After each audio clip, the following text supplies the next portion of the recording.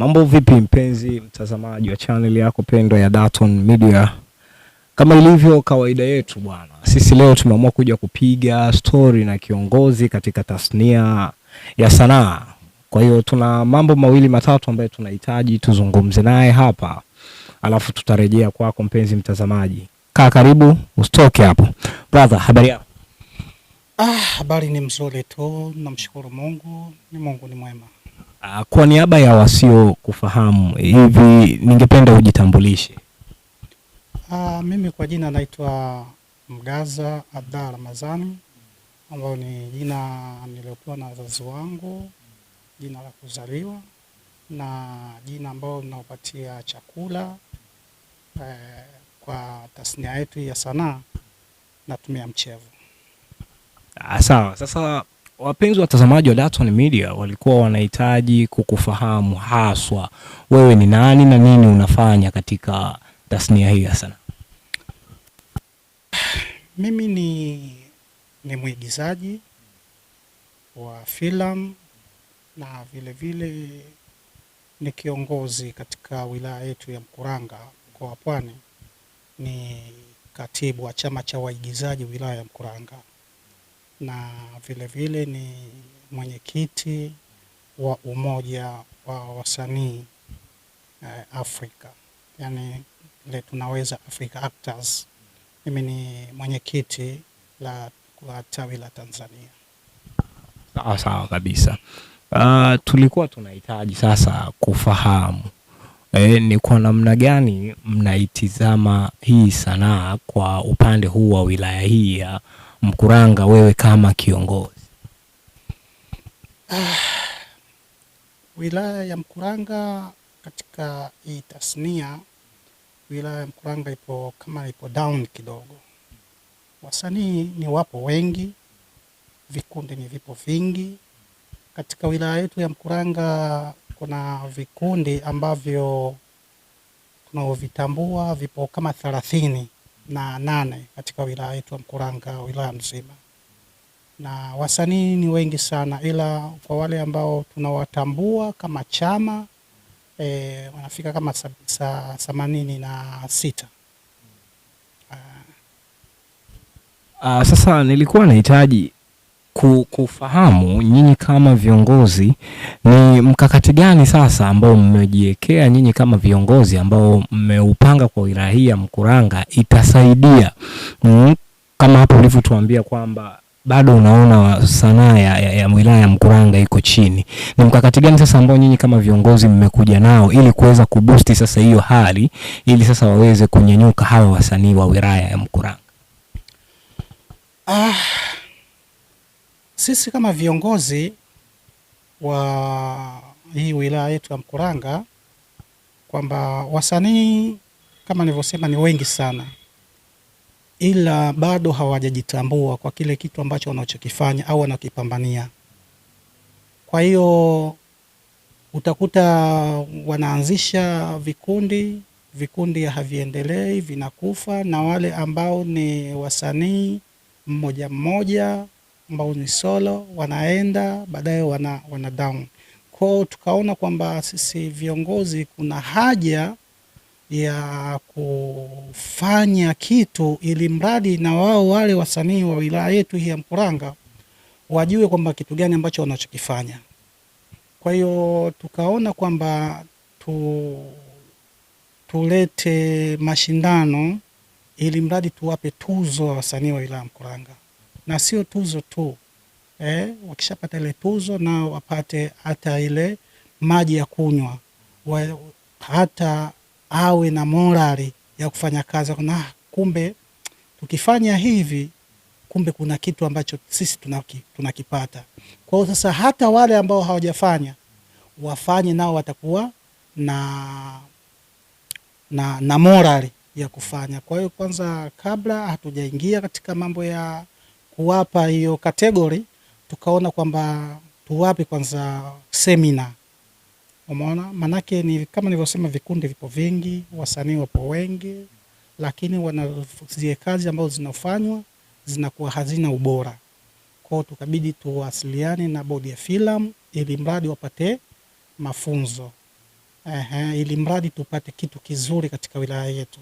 Manake kuna desturi mtu utakuta filamu, utakuta mwandishi ni yeye, kama mimi Mchevu, utakuta mwandishi Mchevu, director Mchevu,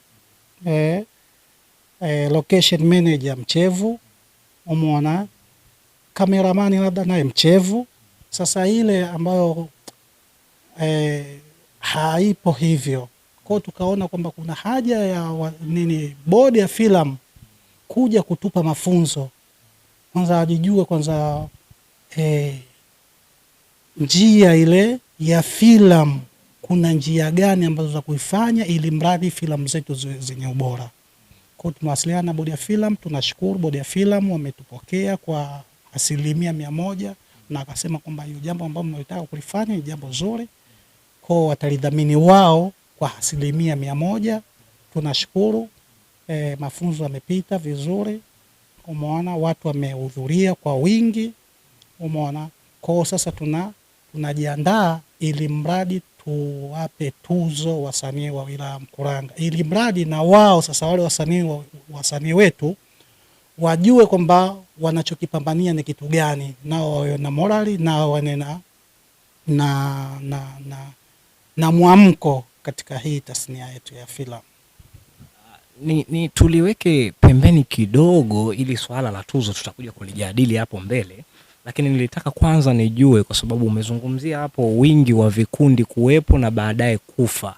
Sasa nilikuwa nahitaji kujua nyinyi kama viongozi kwenye utafiti wenu au uchunguzi wenu, mligundua ni sababu gani ambayo inapelekea sasa hivi vikundi kufa, na mmekuja na mkakati gani sasa kuhakikisha mnaondoa hiyo dhana ya hivi vikundi kufa ili viweze kuendelea kudumu, ili tuweze kupata kitu kilichokuwa bora zaidi? Sisi kusema kweli kwamba kuwasimamia kwamba vikundi visife, hilo jambo haliwezekani. Manake wilaya yetu ni kubwa sana. Wilaya yetu ya Mkuranga ina kata 25. Umeona, afu ukiangalia kijiografia imekaa vibaya, yani kuwafikia mmoja mmoja au kila vikundi vile kwa jiografia yetu ya wilaya Mkuranga jinsi ilivyokaa inakuwa ni vigumu. Kwa hiyo kinachotakiwa sisi tunakuwa tunawapa kama semina ili mradi wafanye na wasimamiane ili mradi vikundi visifanyeje, visife. Vikundi vinakufa kwa sababu nyingi, hususan kuna watu wengine unajua kuhusu mambo ya mahusiano, hiyo nayo inapelekea sanaa au zile talent za watu kupotea, kuingiza mahusiano katika haya mambo ya tasnia. Manake kuna watu wengine wanafikira potofu. Unajua sisi binadamu tumeumbwa, lakini kila mmoja amelelewa kwa mazingira ya kwake. Kwa hiyo sasa kuna mwingine anakuja mule kwa nia nyingine, sio kwa ajili ya sanaa.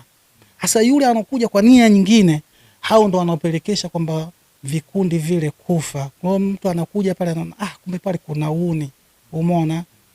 Kwa hiyo akisema pale kuna uni, unajua fulani ana mambo hivi, umeona. Kwa wale wanakuwa wanaambizana na vikundi ndio kufa. Lakini wale wenyewe ambao wanaojua kwamba mimi naenda pale kwa sababu ya kitu hichi, basi hao nadhani wakiwa katika hali hiyo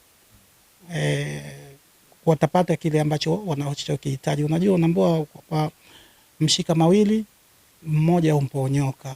Kwa hiyo sasa wale ambao wanakuja mambo mawili wale ndio makundi yanakufa. Kuna makundi ambayo yapo muda mrefu yana miaka zaidi ya 10 na kuendelea, vipo na wanafanya vizuri tu.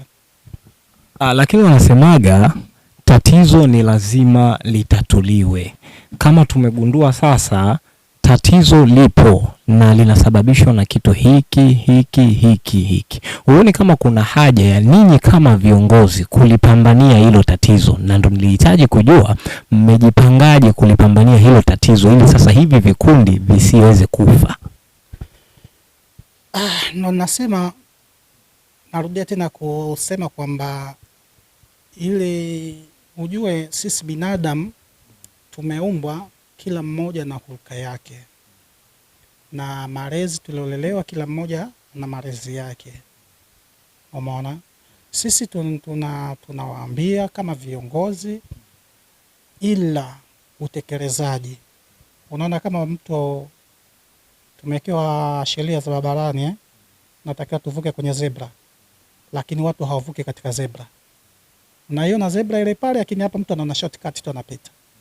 Kadhalika tumewekewa madaraja kuvuka barabarani.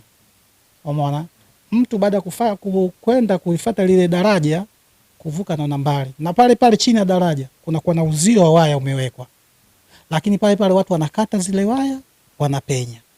Kwa hiyo sasa tatizo sio kwamba kutekeleza. Je, huyo unaomfikishia huo ujumbe ata utekeleza vipi? Kwa hiyo sisi kama viongozi tunawaambia, tunawapa semina na tunaendelea, hatuishii hapo na wala hatufi moyo. Tunawaambia katika mikutano, maana sisi tunakuwa na mikutano na vikao vya wasanii wote.